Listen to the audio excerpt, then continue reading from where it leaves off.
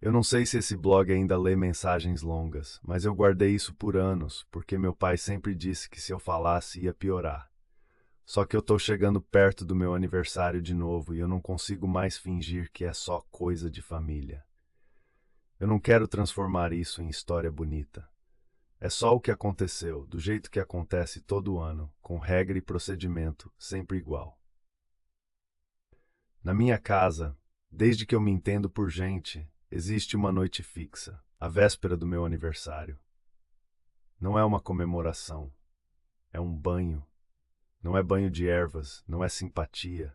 É sangue numa banheira, até a linha do ladrilho que meu pai usa como referência. Não tem vela, não tem reza falada em voz alta, não tem música.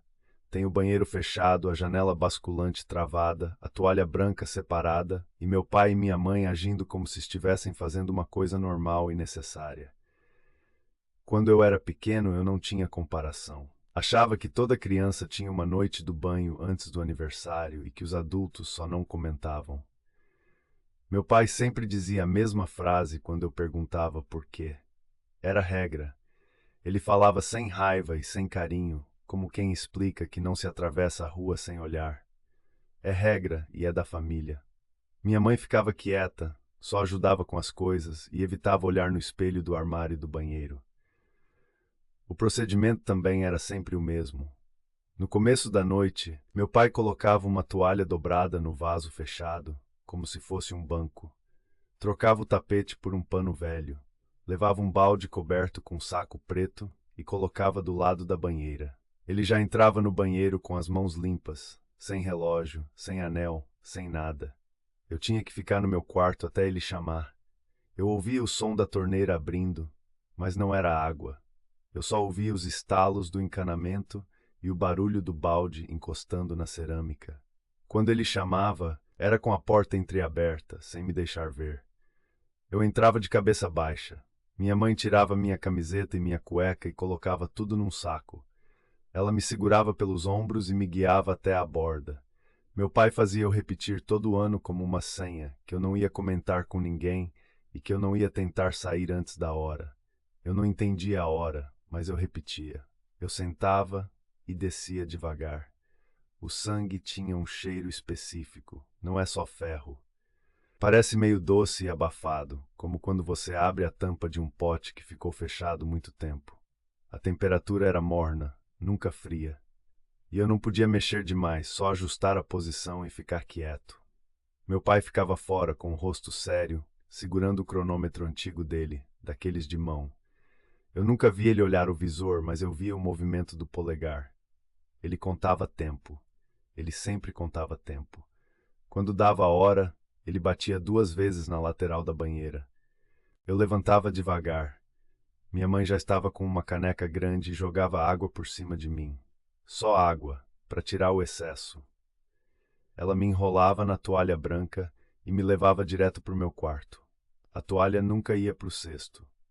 Meu pai pegava e levava para a área de serviço e lavava na mão, sozinho. Eu cresci assim. Eu comecei a entender que não era normal quando eu estava na escola, e um colega comentou de ritual de aniversário, como brincadeira, falando de bolo e vela. Eu respondi sem pensar, como quem entra na conversa. Falei que na véspera do meu aniversário eu tomava banho de sangue. Eu disse isso rindo, porque eu estava tentando participar. O efeito foi imediato, não no colega, mas em mim. Eu senti um vazio na barriga na hora que a frase saiu, como se eu tivesse falado um segredo que não era meu. O colega arregalou o olho e falou que eu era doido, que isso era mentira. Eu tentei corrigir, disse que era um negócio lá em casa, e ele riu ainda mais. Não aconteceu nada na escola naquele dia além disso. Mas quando cheguei em casa, meu pai já sabia. Eu não sei como ele soube, porque ninguém da escola ligou para ele. Eu não contei em casa. Mesmo assim, na hora do jantar, ele perguntou, sem levantar a voz, para quem eu tinha falado. Eu menti. Falei que era brincadeira e que ninguém tinha levado a sério. Ele ficou olhando para mim por um tempo que pareceu maior do que é normal numa conversa. E depois ele disse uma coisa que eu nunca esqueci. Não é sobre vergonha. É sobre risco. Se você abrir a boca, eles apertam. Eu não perguntei quem era eles. Eu só concordei. A partir daí, ele mudou pequenas coisas. Ele começou a trancar a porta do banheiro com chave e guardar a chave no bolso. Começou a tampar o ralo com uma tampa diferente, de borracha, e colocar por cima uma toalha dobrada como se fosse filtro. Começou a limpar o espelho depois do banho, não antes. E ele começou a anotar coisas. Eu vi o caderno pela primeira vez porque ele deixou em cima da mesa da cozinha e saiu para atender o interfone. Era um caderno escolar comum, capa preta, sem etiqueta. Eu abri numa página do meio e vi linhas com datas escritas por extenso, sempre à véspera do meu aniversário, e em cada linha tinha poucas palavras. Nível até o azulejo, temperatura morna, sem bolha, sem cheiro forte, com cheiro forte, mãe com tontura, pai com tremor. Não tinha explicação, só registro, como checklist.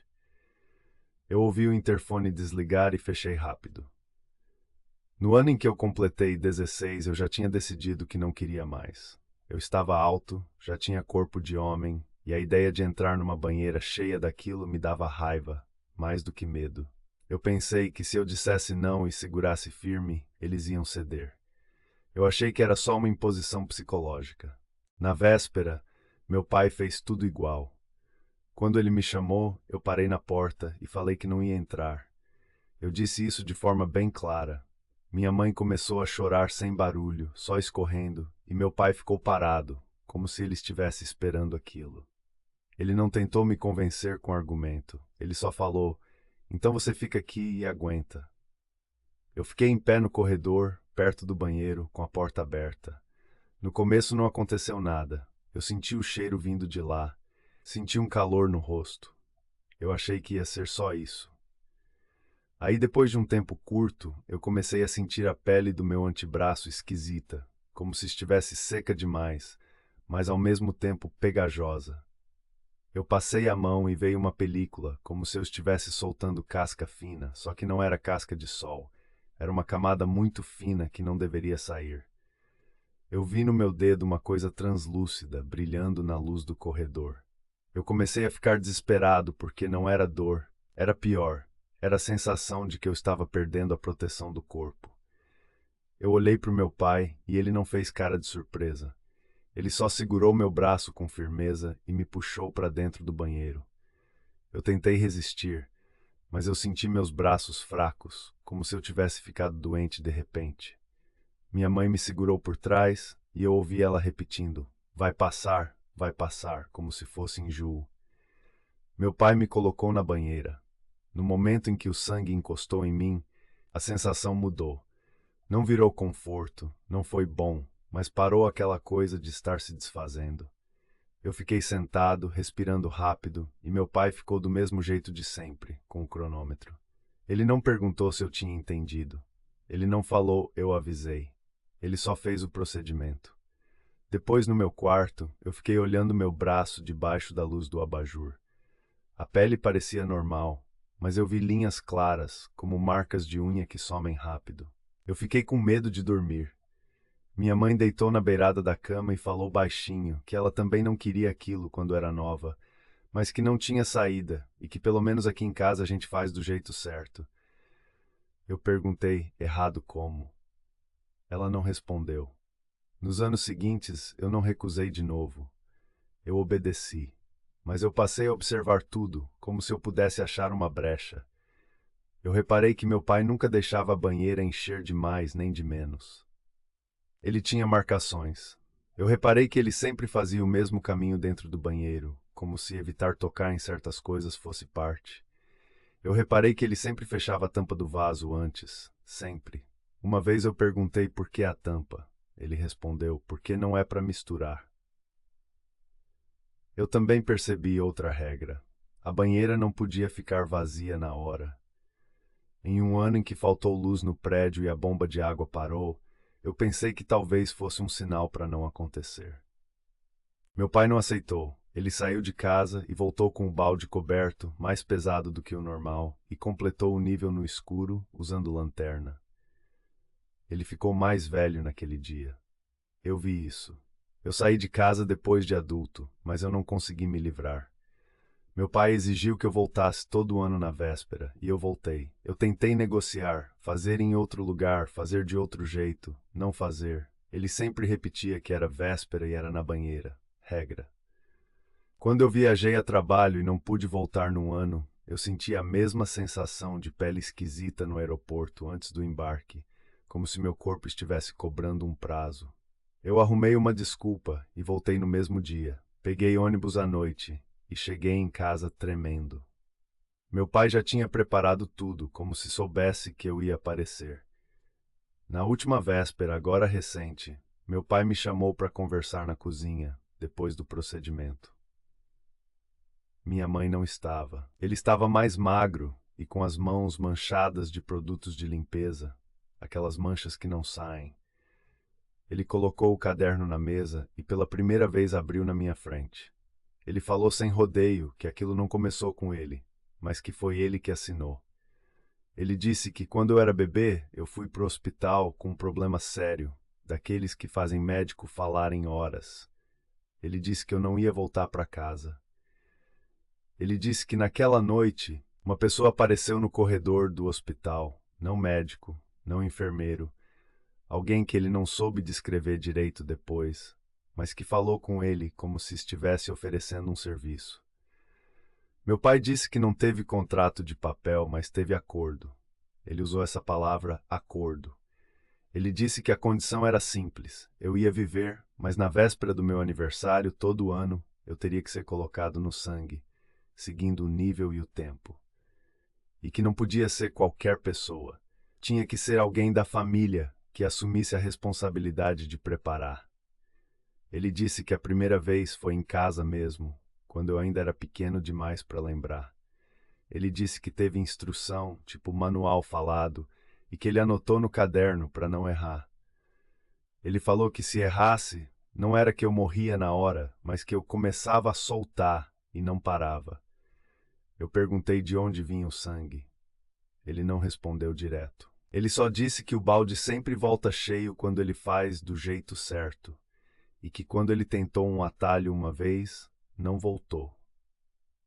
Eu perguntei o que era atalho. Ele fechou o caderno e disse que não ia me contar isso porque não adiantava e porque eu ainda não era o responsável. Aí ele falou a parte que me fez escrever para vocês agora. Ele disse que está ficando cansado, que uma hora ele não vai conseguir carregar balde, limpar tudo, cronometrar, manter o banheiro do jeito que tem que ser. E ele disse, vai sobrar para você. Não como ameaça, como fato. Eu perguntei se minha mãe podia fazer. Ele disse que minha mãe só acompanha, que quem prepara e garante sou eu a partir do momento em que ele não der conta. Eu perguntei como eu vou aprender e ele apontou para o caderno. Ele disse que está tudo ali, mas que tem coisas que só se aprende fazendo, igual qualquer procedimento. Ele falou isso como se estivesse falando de trocar resistência de chuveiro. Desde essa conversa, eu não durmo direito na véspera da véspera, se dá para falar assim. Eu fico olhando para o banheiro do meu apartamento e pensando em como eu vou adaptar, porque a regra dele sempre foi na banheira. E aqui nem banheira tem, só box. Eu pensei em alugar um lugar, mas aí lembro que ele sempre disse na banheira, e a banheira da casa dele é a banheira certa, com as marcas, com o ralo, do jeito que ele adaptou. Eu pensei em trazer a banheira para cá, mas isso é absurdo. E mesmo assim eu tô pesquisando o preço. Eu também tô com medo de outra coisa, do dia em que eu for o responsável e tiver que encher. Porque até hoje, apesar de tudo, eu só entrei e fiquei. Eu nunca preparei. Eu nunca vi o balde sem o saco por cima. Nunca vi de perto como ele faz para voltar cheio. Eu sei que tem regra de nível, temperatura e tempo. Eu sei que tem a parte do silêncio. Eu sei que tem o caderno, mas eu não sei o resto. Eu tô mandando isso porque eu não consigo mais carregar sozinho. Eu sei que sou impossível. Eu sei que parece invenção. Eu também sei o que eu sinto quando passo perto da data e penso em não fazer. Meu corpo reage antes de eu decidir. Eu não estou pedindo solução mágica. Eu só queria registrar em algum lugar, fora daquele caderno, porque se um dia eu sumir, ou se eu aparecer com alguma doença que não faz sentido, pelo menos vai existir esse relato. Se vocês publicarem, não coloquem meu nome completo. Se alguém comentar dizendo que é mentira, tudo bem. O que eu não quero é alguém me mandar mensagem perguntando detalhes de como arrumar sangue, porque eu não tenho essa resposta e porque eu não quero repetir a frase que eu disse na escola e sentir que eu abri alguma porta. A véspera está chegando de novo. Meu pai já mandou mensagem perguntando que horas eu chego, como se fosse jantar de família. Eu respondi que vou. Eu sempre respondo que vou. E agora, além do medo do banho, eu tenho medo do dia seguinte, quando ele vai me olhar e eu vou entender que eu não sou mais só o que entra na banheira. Eu vou ser o que enche.